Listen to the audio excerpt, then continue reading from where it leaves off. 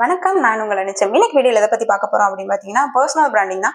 Personal branding நான் ஏன் இங்க பேசியே ஆகணும் அப்படின்னு நினைக்கிறேன்னா, காமர்ஸ் பண்ற நிறைய பேர் வந்துட்டு பர்சனல் பிராண்டிங் பண்ண மாட்டாங்க. ஏன் பண்ண மாட்டாங்கன்னா, ஆல்ரெடி ஒரு அமேசான்லயோ பிளிப்கார்ட்லயோ அவங்க பண்றாங்கன்னா, ஒண்ணு அமேசான்ல பண்றப்ப அமேசான் ஆட் மூலியமா கஸ்டமர் அவங்க பேஜுக்கு கொண்டு வந்துருவாங்க.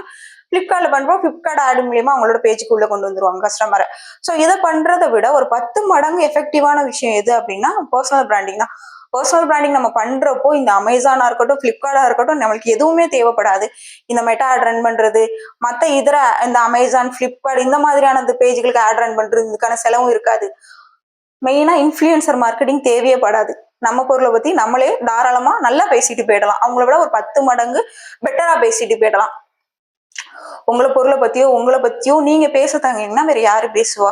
ஒரு எலான் மஸ்க்ல ஆரம்பிச்சு இங்க இருக்க லெஜண்ட் சரவணா வரைக்கும் யூஸ் பண்ற ஒரு மிகப்பெரிய யுக்தி என்ன அப்படின்னா பர்சனல் பிராண்டிங் தான்.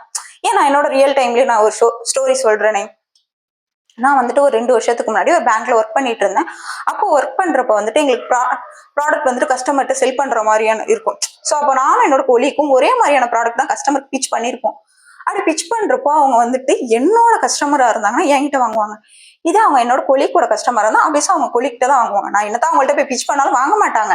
ஏன் அப்படின்னா அவங்களுக்கு இருக்கிற ஃபேஸ் வேல்யூ. ஸோ இங்க அதைத்தான் நான் சொல்ல வரேன். நீங்க உங்களுக்குன்னு ஒரு ஃபேஸ் வேல்யூ வச்சுக்கோங்க. இங்க ஒரு மனுஷன் ஒரு பொருளை டக்கு நம்புவாங்களா இல்ல ஒரு மனுஷங்களை டக்கு நம்புவாங்களா? ஒரு மனுஷங்களை தான் டக்கு நம்புவாங்க. மனுஷங்களுக்கு அப்புறம் தான் ஒரு பொருளை நம்புவாங்க.